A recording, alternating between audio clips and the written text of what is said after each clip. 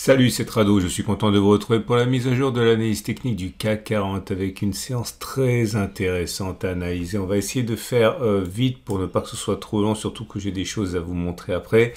Mais l'idée, c'est qu'on a commencé de manière apocalyptique, puisqu'au pire de la séance, on était sur les niveaux actuels à moins 2%, on a perdu jusqu'à moins 2,6% avant finalement de reprendre du terrain à moins 1%, et nous avons donc une séance qui préserve cette zone ici. Il y a un rouge qui est la zone de support mensuel.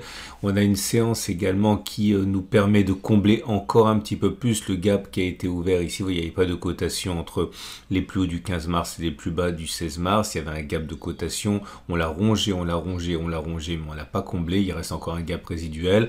Mais au passage, c'est important ça, parce que ça veut dire que tant que c'est pas comblé, c'est un signal de force haussière. Et puis au passage, on a ouvert un nouveau gap ici, puisqu'il n'y a pas de cotation entre les plus bas du 22 avril et les plus hauts du 25 avril.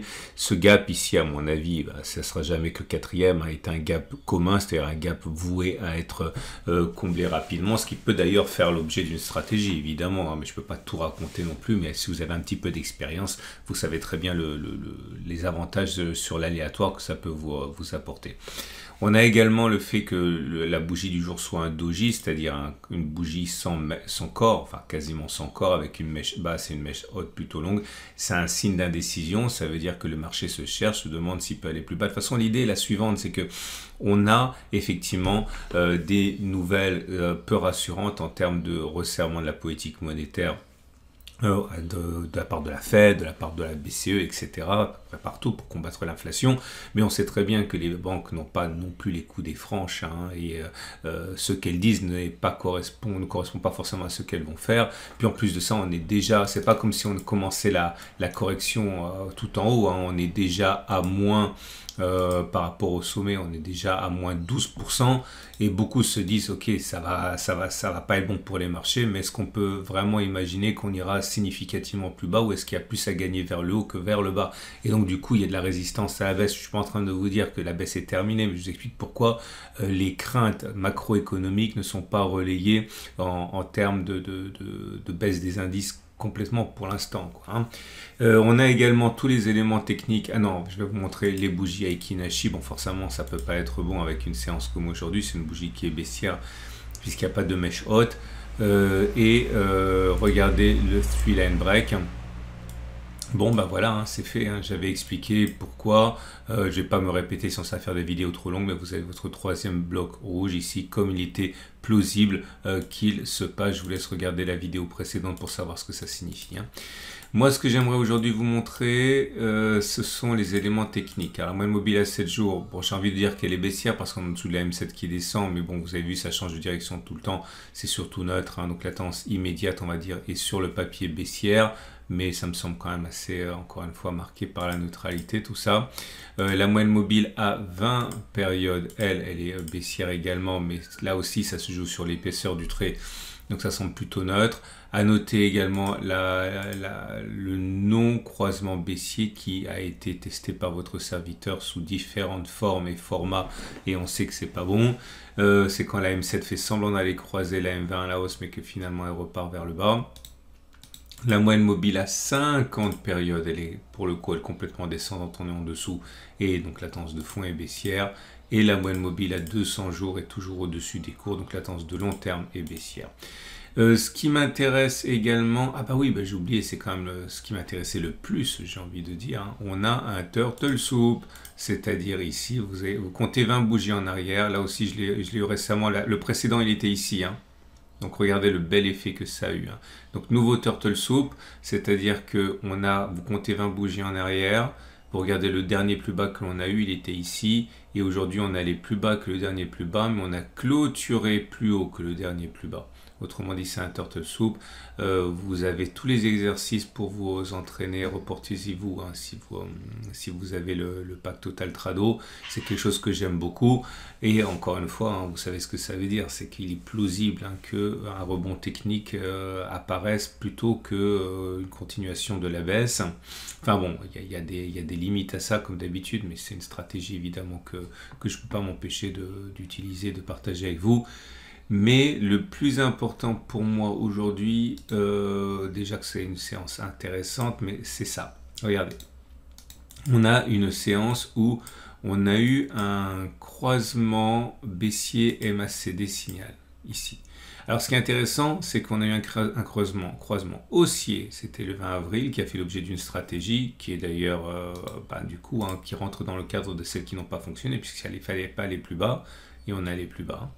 Mais en tout cas, on a eu un signal haussier ici, et on a eu un signal baissier là, 3 séances après, 1, 2, 3.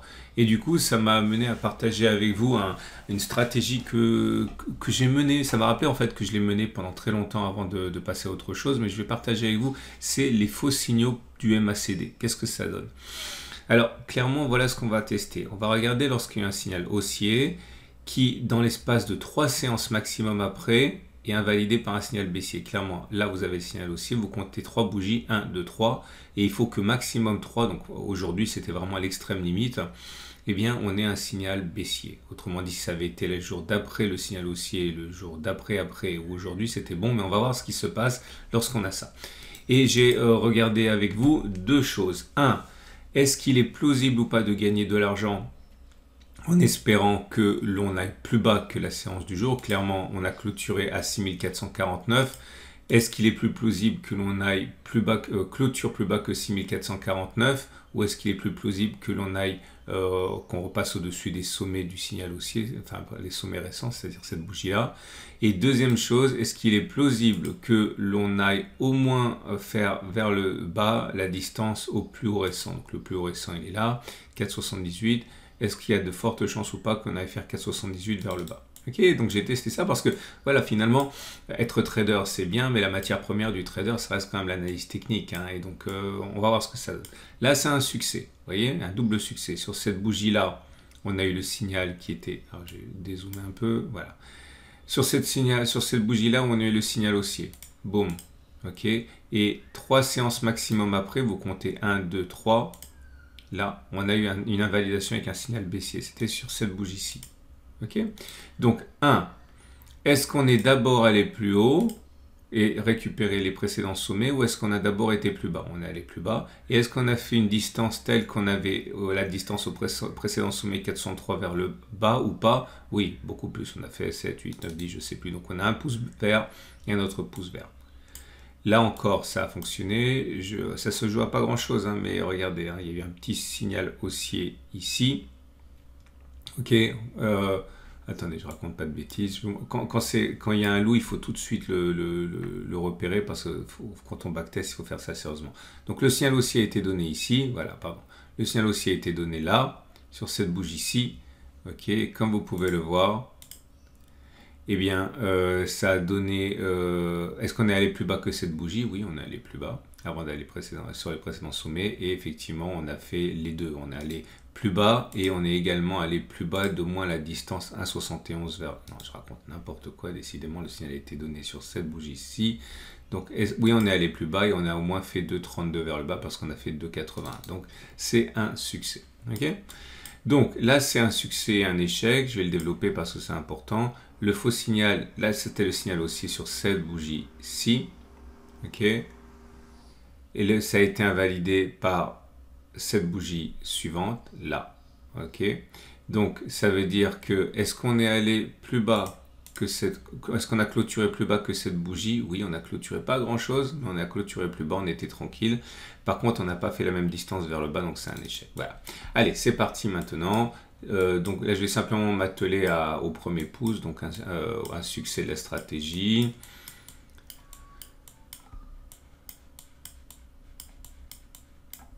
Encore un succès de la stratégie, un succès, un succès, un succès, un succès, un échec, un succès.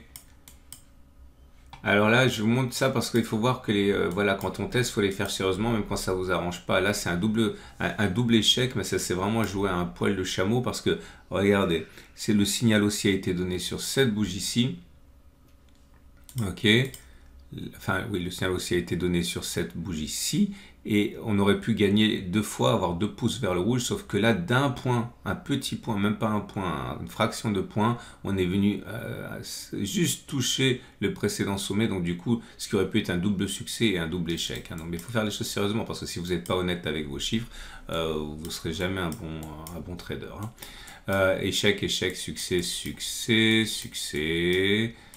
Succès, là c'est pareil hein, sur cette zone bleue. Je vous montrais ça parce que je me dis tiens peut-être que ça serait intéressant de mettre un chouïa plus quelque chose comme dans le stop de protection, mais je ne l'ai pas fait. Un échec, un succès, un succès, un succès, un succès, un succès, un succès, un succès, un échec, un triple échec en fait, un quadruple échec, un succès, un échec, un succès, et ça y est c'est terminé.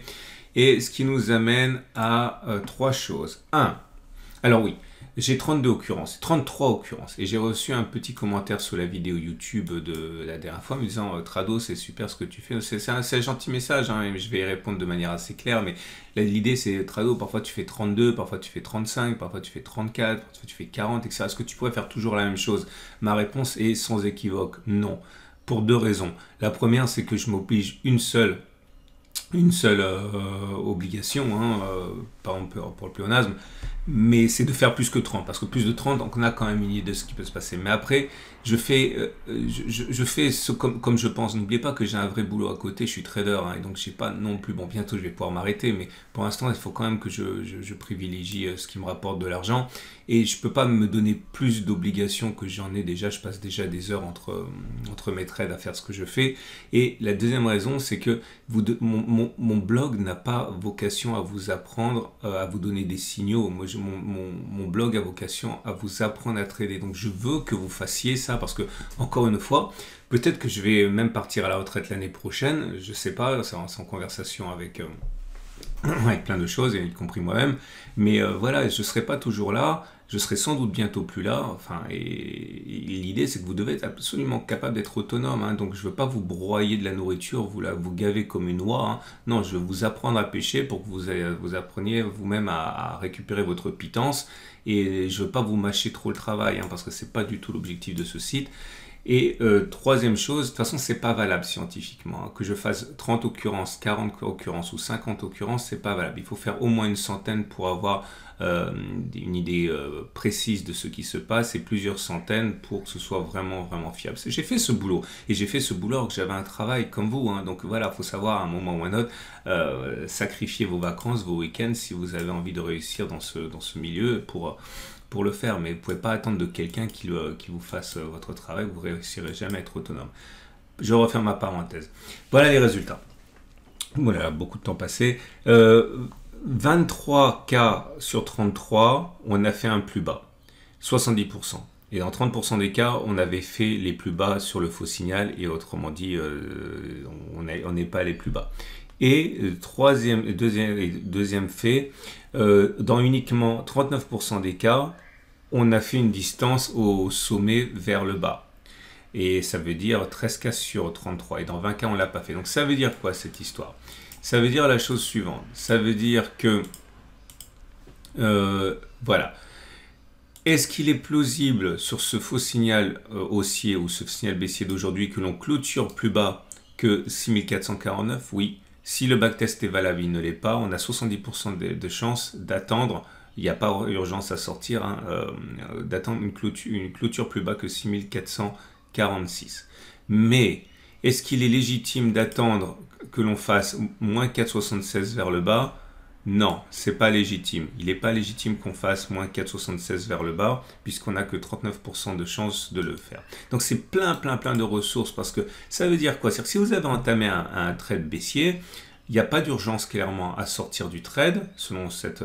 Mais par contre, il ne faut pas non plus être trop gourmand, parce qu'on n'ira pas forcément très bas statistiquement. Par contre, si vous voulez spéculer à la baisse maintenant, j'ai envie de dire, bon, on a déjà. Si vous mettez un stop de protection ici, vous n'êtes pas dans le vrai, parce que vous voulez avoir au moins un ratio gain-risque égal à 1. Donc c'est pas raisonnable. Donc voilà, ça c'est purement ce que j'essaie de vous transmettre. Après, vous pouvez regardez dans mon pack tous les setups qu'il y a, pour ensuite construire votre propre tambouille. Mais ça c'est un backtest à mon avis qui est vraiment intéressant, même s'il n'est pas impressionnant. Voilà, On termine donc avec les trades du jour parce que je vais passer vite sur ce qui n'a pas d'importance, ça fait une vidéo trop longue. Si vous êtes haussier, ben vous avez compris, il y a un turtle soup ici, donc vous pouvez le trader. Donc l'objectif c'est de mettre un stop de protection un petit peu en dessous et de viser la distance, au moins la même distance vers le haut. C'est une façon de faire comme une autre, hein. Là encore, n'hésitez pas à tester des stratégies vous-même. Si vous voulez spéculer à la baisse, bah là ça devient compliqué parce que bon, vous le savez, je l'ai dit pendant toute la remontée, j'avais dit qu'il y a un trade discrétionnaire à faire dans la zone grise. C'est fait maintenant, c'est trop tard, hein. Donc à titre personnel, je vois pas ce qu'on peut trader à la baisse avec les moyens que je vous donne. Ok. Maintenant, et parce que c'est important, même si c'est une vidéo qui est longue, je vous amène sur les données horaires parce que là aussi on a un cas d'école fantastique. J'avais expliqué qu'on avait, je dis que je ne rentrerai pas à la baisse avant, enfin à la hausse ni à la baisse avant d'arriver sur mes zones d'intervention parce que c'est une religion pour moi. Et mes zones d'intervention ont été touchées aujourd'hui. Et là, vous voyez encore une fois toute l'importance d'avoir une stratégie qui est ferme. Clairement, imaginons que vous soyez rentré comme prévu, hein, sur cette zone de support. Si vous avez mis un stop de protection à 1 à terre et que vous êtes rentré en haut de la zone, hein, ok, le haut de la zone, c'était à l'ouverture, c'était 6455. 6455, vous enlevez la valeur d'un à terre au moment où on y est. La terre au moment où on y était, c'était ici. On était à, pardon, ici à 38,26. Donc vous prenez 6445, vous enlevez 38,26. Ça vous donne 6416,74. 6476,74. Et là, vous voyez, votre stop de protection, il était touché, mais bon, encore une fois, quasiment à rien. Maintenant, si vous avez pris votre trade en bas de la zone et pas en haut, c'est-à-dire à 6438, et bien là, par contre, il n'était pas touché. Parce que vous prenez 6438 et vous enlevez la valeur de la terre qui était à 38,26. Vous voyez tout de suite que ça fait 6400 à peu près et on n'est pas allé à 6400. Donc, je suis content de vous dire que, voilà, ce qui est intéressant surtout, c'est d'être constant dans votre méthode. Il y aura pas, vous aurez toujours des moments où vous allez vous bouffer les doigts parce que vous aurez dit, ah, j'aurais dû acheter ici, ça aurait fait un super trade gagnant, j'aurais dû acheter en haut, parce qu'on n'est pas allé en bas, etc. Il n'y a pas de miracle. Il n'y a pas de miracle. Soyez constant dans votre façon d'agir. Ok, vous aurez pu prendre un stop de protection à 2 à terre et là ça aurait été bon aussi. Mais n'essayez pas de trouver la martingale, vous la trouverez pas. La martingale, c'est vous. C'est votre travail. Il n'y a rien que je pourrais vous donner. Voilà, et juste pour terminer, vous avez la mise à jour de la matrice de trading sur mon site. Hein. Voilà, où ça fait vraiment un talon. Et je vous promets, je suis en train de bosser sur mon premier atelier de 2022. Je suis en train de vous faire un truc génial où je vous donne, mais vraiment quasiment tout ce que je sais sur le swing, sur le trend following, etc. Enfin bon, je bosse dessus. Voilà. À demain pour la mise à jour. Et n'oublie pas de regarder toutes les autres vidéos du week-end.